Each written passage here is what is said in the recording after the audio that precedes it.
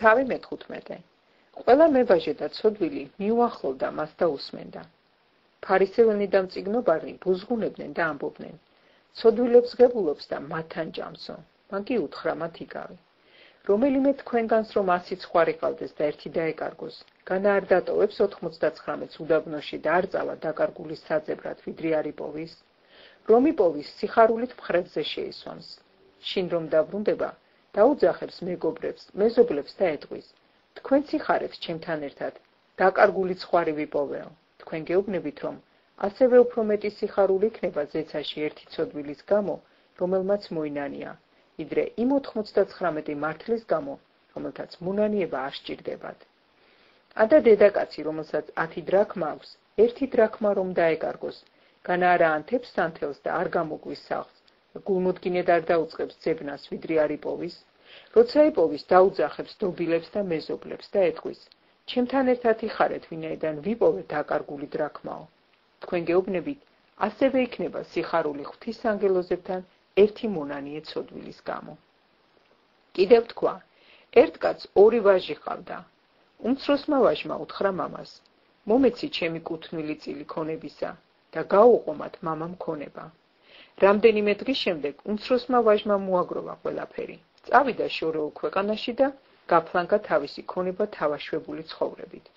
როცა ყველაფერი შემოეხარჯა, იმ ქვეყანაში დიდი შიმშილობა ჩამოვარდა და მას გაუჭირდა. წავიდა და იმ ქვეყნის ერთ მცხოვრებს მიეკედლა, რომელმაც თავის მინდვრებში გაგზავნა ღორების საძოვებლად. ენატრებოდა მუცელი იმ რკოთი ამოეყარა, რომელსაც ღორები ჭამდნენ. არავინ არაფერს აძლევდა. როცა გონს მოეგო, თქვა: მამა ჩემთან რამდენ მოჯამაგირეს, პური თავსაყრელი აქვს, მე კი შიმშილით გვდები.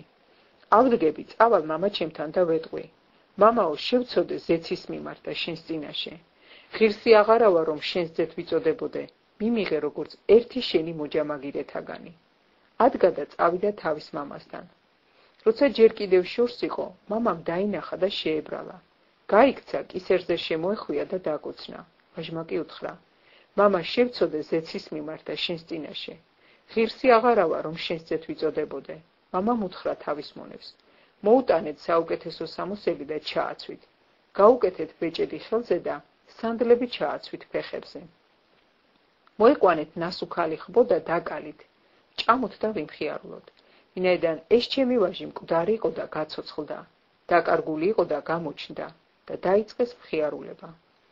უფროსი ვაჟი კი მინდორში იმყოფებოდა, რომ დაბრუნდა და სახლს მიუახლოვდა, სიმღერისა და ცეკვა თამაშის ხმა შემოესმა. დაუძახა ერთ მსახურთაგანს და კითხა: ეს რა ამბავია? მან უთხრა: შენი ძმა მოვიდა და მამა შენმა ნასუქალი ხბო დაკლა, რა კი მთელი დაუბრუნდა.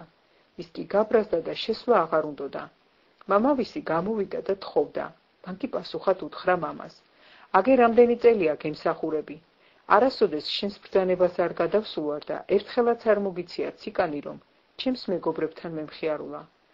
ხოლო როცა მოვიდა ეს შენი ვაჟი, რომელმაც თავისი ქონება მეძავებთან გაფლანგა, ნასუქალი ხბო დაუკალი. მან კი უთხრა: შვილო, შენ მუდამ ჩემთან ხარ და რაც კი რამ გამაჩნია შენია, მაგრამ უნდა ვხარობდეთ და მხიარულებდეთ, ვინაიდან შენი ძმა მკვდარი იყო და გაცოცხლდა, დაკარგული იყო და გამოჩნდა.